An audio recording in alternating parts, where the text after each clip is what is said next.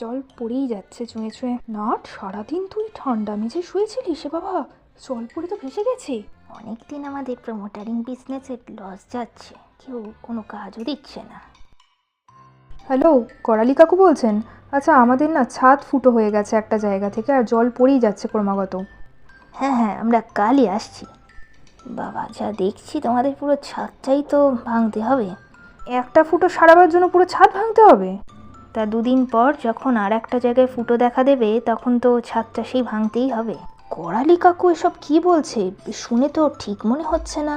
জানতাম তোদেরকেও করালি দাদু এই একই কথা বলবে। আমার মামার বাড়িতেও তো একই সমস্যা দেখা দিয়েছিল। ছাদ ভেঙে এমন মেটেরিয়াল দিয়েছে আর বলার মতন না। আপনি তো সবই শুনলেন বড়বাবু।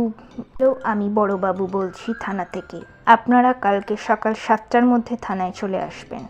হ্যাঁ, তোরাও এসে পড়েছিস, দাঁড়া। আচ্ছা, ছাদের একটা ফুটো সারাই করতে কি পুরো ছাদ ভাঙতে হয়? কেন সাহেব, পিচে চট পাতলেই তো হয়ে যাবে, তার জন্য পুরো ছাদ ভাঙতে হবে কেন? তার মানে করালি কাকু আপনি আমাদের ঠকাতে চেয়েছিলেন?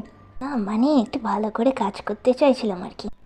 এরপর দয়া করে আপনারা এই প্রমোটারিং বিজনেস বন্ধ করে লোককে সাহায্য করুন।